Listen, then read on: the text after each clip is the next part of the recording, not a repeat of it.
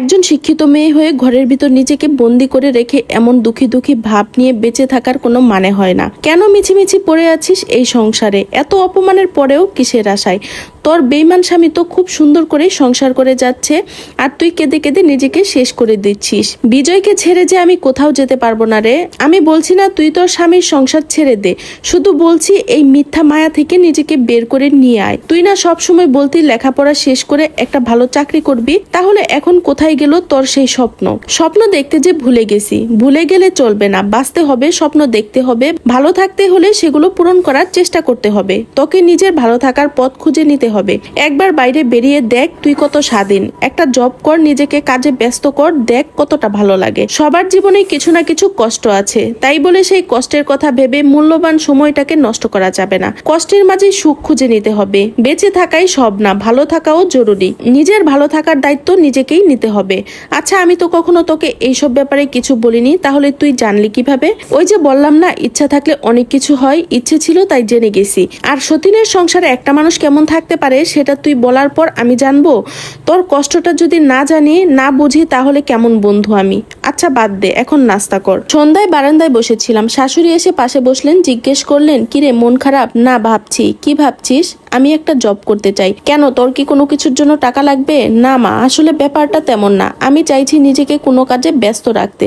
বাড়িতে থাকলে পরীর থেকে দূরে থাকতে পারি না, পরীর কাছে যাওয়াও তো ছোট পছন্দ করে না। এভাবে দিনকে দিন আমি ভেতরে থেকে শেষ হয়ে যাচ্ছি। আর মাসের শেষে হাত খরচের টাকাটাও বিজয়ের কাছ থেকে নিতে হবে না, সব ভেবে এই সিদ্ধান্ত নিয়েছি। এখন আপনি কি বলেন? আমি আর কি বলবো, আমি তো জীবনে তোকে কম কষ্ট দেইনি।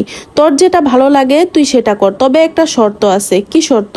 যাই করিস সেই বাড়ি ছেড়ে তুই যেতে পারবি না। তোর সাথে গল্প না করে আমার ঘুম আসে না। আচ্ছা মা, তাই হবে। তবে ভাবছি বিজয় কি রাজি হবে? কথা বলে দেখ কি বলে। আমি রাতে ওদের ঘরে গেলাম। ওদের বলতে যেই ঘরটাতে একটা সময় আমি ছিলাম আর বিজয় ছিল। প্রায় 2 বছর পর এই ঘরটায় আসলাম। অনেক কিছু চেঞ্জ হয়ে গেছে। ঘরটাতে আগে আলমারি যেই জায়গায় রাখা ছিল সেখানে একটা টেবিল রাখা হয়েছে। খাট যেখানে ছিল সেখানে নাই, অন্য জায়গায় সরিয়ে নেওয়া হয়েছে। আগের মতো কিছুই নেই, ছোট নতুন করে সাজিয়ে নিয়েছে। যাই হোক, আমি ঘরে ঢোকার আগে একটু কাশি দিয়ে নিয়েছিলাম। ছোট বলল, কে? আমি ভেতরে যেতেই বিজয় বলল, তুমি।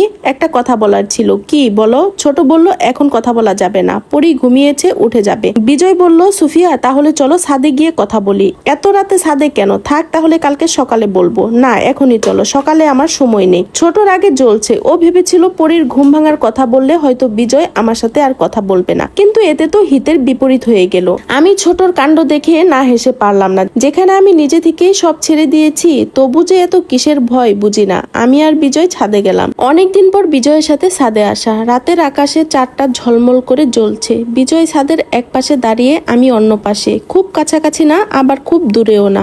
বিজয় একটা দীর্ঘশ্বাস ফেলে আমাকে বলল, কি বলতে চাও বলো। আমি জব করতে চাই। ভয়ে ভয়ে বললাম, কোথায়? এখনো ঠিক করিনি, তবে কুইন বলছে যদি জব করি তাহলে খুঁজে দিবে। আচ্ছা, কি আচ্ছা? কুইনকে বলবো জব খুঁজতে। তুমি না একটা সময় আমার জব করা পছন্দ করতে না, এখন এত সহজে রাজি হয়ে গেলে কেন? রাজি না হলে কি খুশি হতে? না, তবে এত সহজে রাজি হবে ভাবিনি। পৃথিবীতে অনেক কিছু মানুষের ভাবনার বাইরে থাকে।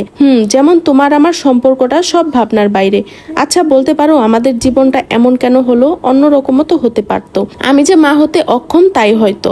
আমরা চাইলে একটা বাচ্চা দত্তক নিতে পারতাম, তাতে তুমি খুশি হলেও তোমার পরিবার খুশি হতো না। বিজয় আমার আরেকটু কাছে এসে বলল, একটা সত্যি কথা বলবো। কি কথা? এখন কি ভালোবাসো আমায়? অনেক রাত হয়েছে, ঘুমাতে গেলাম। এড়িয়ে যাচ্ছ? যেমন তুমি এড়িয়ে যাও আমার প্রশ্নগুলো। আকাশের চাঁদটা কত সুন্দর দেখাচ্ছে, তাই না? হ্যাঁ, তবে সেটা আমাদের জন্য না। হ্যাঁ, তবে সেটা আমাদের জন্য না। একসাথে চাঁদ দেখার অধিকার আমরা অনেক আগেই হারিয়ে ফেলেছি। ভুলে যেও না তুমি এখনো আমার স্ত্রী। সেটা তো শুধু কাগজে। এভাবে কেন নিজেকে আড়াল করে রাখো? তুমি নিজেই প্রশ্ন করো, উত্তর পেলে পেতেও পারো। তোমার সাথে তর্ক করে পারবো না, তাই তর্কে যেতে চাই না। তাহলে ঘুমাতে যাও। আর কি? আর তুমি? আর কিছুক্ষণ না হয় থাকি, চাঁদ দেখি। আমি তোমার পাশে থাকলে কি খুব ক্ষতি হবে? ক্ষতি হবে কিনা জানি না, তবে তোমার বউ জ্বলবে। তুমিও তো আমার বউ, তাতে কি? তোমার জ্বলে না, জ্বললেও মলম লাগে না। এভাবে কেন সব অধিকার ছেড়ে দিলে? তুমি তো তাই চেয়েছিলে। সত্যি কি বোঝো আমি কি চাই? বুঝি না বলেই তো আর বুঝতে চাই না। তোমার হাতটা একটু ধরতে দিবে? অনেকদিন এই হাতের স্পর্শ পাই না। এই হাতের স্পর্শ হয়তো তোমার আর প্রয়োজন হয় না, আজ প্রয়োজন। এটা তোমার ক্ষণিকের আবেগ, এটা আবেগ না, এটা ভালোবাসা। বিজয় ক্রমে ক্রমে আমার আরো কাছে আসতে লাগলো। আমি চলে আসতে চাইলো, আমার হাত ধরে থামিয়ে দিল। কাছে এসে কপালে গালে চুমু খেতে লাগলো। আমি নিজেকে ছাড়ানোর অনেক চেষ্টা করলাম কিন্তু পারলাম না। ওর শক্তির কাছে, ওর স্পর্শের কাছে হেরে যাচ্ছিলাম। ও আমাকে আরো শক্ত করে জড়িয়ে ধরলো, যেন পালাতে না পারি। আমিও যেন কোথাও হারিয়ে যাচ্ছি, নিজেকে নিয়ন্ত্রণ করতে পারছি না। অনেক কষ্টে নিজেকে সামলে বললাম, অনেক রাত হয়েছে, ঘুমাবো। বিজয় বলল, আচ্ছা চলো একসাথেই যাই। আমি শাশুড়ির ঘরে গেলাম থাকার জন্য, কিন্তু দরজাটা ভেতর থেকে লাগানো ছিল। উনি তো দরজা লাগান না, তাহলে উনি কি কোনোভাবে বুঝে গেছেন আমি আর বিজয় একসাথে আছি? আজ তাহলে ওই খালি ঘরটাতে থাকতে হবে। ওই রুম পর্যন্ত বিজয় আমাকে এগিয়ে দিয়ে ঠাই দাঁড়িয়ে আছে। আমি বললাম, কি হলো, ঘুমাতে যাও, তোমার পাশে একটু জায়গা দিবে। কিন্তু কোনো কিন্তু না, প্লিজ ফিরিয়ে দিও না আমাকে। কি লাভ মিথ্যে মায়া বাড়িয়ে? লাভ ক্ষতির হিসাব তো অনেক আগেই ভুলে গেছি। প্লিজ আজকে একটু সময় দাও না আমাকে। কথা দিলাম তুমি না চাইলে আর কখনো এমন দাবি করব না। ওর এমন ভাবে অনুরোধ করাতে মানা করতে পারলাম না। সেই রাতটা দুজনে একসাথে কাটালাম।